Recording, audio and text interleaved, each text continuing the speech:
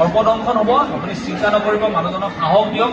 দ্বিতীয় কথা, নাবান্ধিব, নুধুব, লৰচৰ কৰিব নিদিব, আৰু যিমান সোনকালে পাৰে ওচৰৰ চিকিৎসালয়লৈ লৈ যাব। সকলোবোৰ গ্ৰাম্য চিকিৎসালয়ত আমাৰ এণ্টিভেনম দৰৱ আছে, আৰু লগতে আপোনাৰ ৰোগীসকল, আমাৰ যিখিনি ডাক্তৰসকলক আমি ট্ৰেইন আপ কৰা হৈছে, চিষ্টাৰে জানে কেনেকৈ কি কৰিব লাগে, আৰু কিবা যদি তেওঁলোকে অসুবিধা থাকে সদায় আমাৰ লগত। এতিয়া যদি আপোনালোকে যদি ভাবে যে আপোনাৰ সৰ্বদংশনত যিটো আপোনাৰ 2022 বৰ্ষত যদি চাওঁ 150 মানুহৰ মৃত্যুবৰণ কৰিছে, 150+।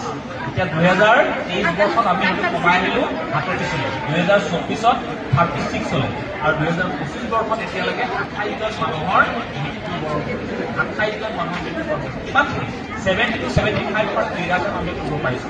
কিয় কাৰণে সম্ভৱ হৈছে? কাৰণ আমাৰ এই ৰাইজ আৰু সমাজ হাস্পতালমুখী হৈছে, আৰু এই ৰাইজ আৰু সমাজ যে হাস্পতালমুখী হোৱাৰ আৰু এটা তাৰ ক্ৰেডিট যাবগে আমাৰ মাতৃভাষা অসম। কাৰণ আমি যেতিয়া আপোনালোকক আজি কম 2জন বা 3জন মানুহ আমি পাম, কথা কম, আপোনাক বুজাম, কথাখিনি আপুনি লৈ যাবগৈ।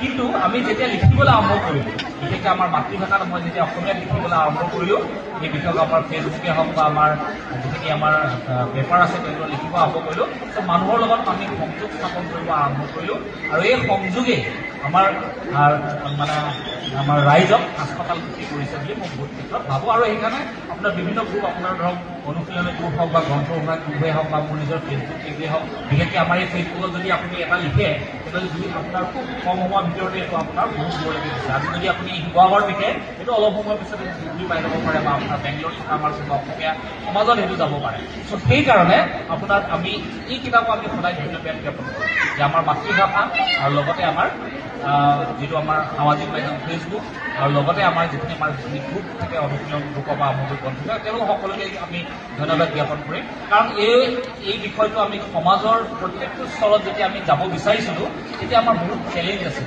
আৰু সেই চেলেঞ্জৰ ভিতৰত ভাৰত মেইন চেলেঞ্জটো আছিল যে ৰাইজসকলৰ ওচৰত আমি কানেক্ট কৰিব পৰা নাছিলোঁ। আমি ৰাইজক যেতিয়াই কওঁ সৰ্বদংশন হ'লে চিকিৎসালয়লৈ আহিবলৈ, তেতিয়াই কিন্তু আমাৰ ৰাইজে ধৰিছে, হেৰ' ইমান দিনে দেখোন বেজৰ পাই ভাল হৈ গ'ল, তইনো আৰু কি চিকিৎসাৰ কথা ক'বলৈ আহিছে। তেতিয়া কিন্তু আমাৰ হাতত কোনো পৰিসংখ্যা নাছিল। কিন্তু আজি যদি আমি চাওঁ, আমাৰ ডিমৌ হাস্পতালত 35জন ৰোগীক আমি চিকিৎসা প্ৰদান কৰিলোঁ। এই 35জন ৰোগীৰ চিকিৎসা প্ৰদানৰ ভিতৰত দেখিলোঁ মাত্ৰ 14% মানুহকে বিষাক্তভাৱে দংশন কৰে, 86% মানুহক বিষহীনভাৱে দংশন কৰে। তদুপৰি বিষাক্তভাৱে দংশন কৰিলে কেতিয়াবা বিষ নাঢালে, আৰু কেতিয়াবা সেইটো কয় আমাৰ ড্ৰাই, অৰ্থাৎ সি কেতিয়াবা বিটো ঢালিলেও মানুহ নামাৰা বি দিয়ে, অৰ্থাৎ 2টা ড'জ থাকে। সেই যেতিয়া বিষাক্তভাৱে দংশন কৰিব, লিথেল মানুহ মাৰিব পৰা, আৰু এডাল চাব লিথেল মানুহ মাৰিব নোৱাৰা বি দিয়ে। অৰ্থাৎ আমি গোটেইখিনিৰ পৰা আমি এইটো গম পালোঁ যে ৰোগীগৰাকীক এণ্টিভেনম কিবা আমি যিটো আমি 3500 ৰোগীৰ ভিতৰত যদি চাই, মাত্ৰ বিষাক্তভাৱৰ দংশন আছিলে 550জন, তাৰে ভিতৰত মাত্ৰ 2% ব্যক্তিকহে এণ্টিভেনম বেজি দিব লগা হৈছে। অৰ্থাৎ আপোনালোকে যেতিয়া হস্পিটেলত গৈ এণ্টিভেনম দিয়ে চিঞৰে ন, এণ্টিভেনমটো চিকিৎসা নহয়। প্ৰথম কথা মানুহৰ সাহসটো দিব লাগিব। আপোনালোকে ডাক্তৰজনক, নাৰ্ছক আপুনি বিশ্বাস কৰিব লাগিব, হয় চিকিৎসা আছে বুলি।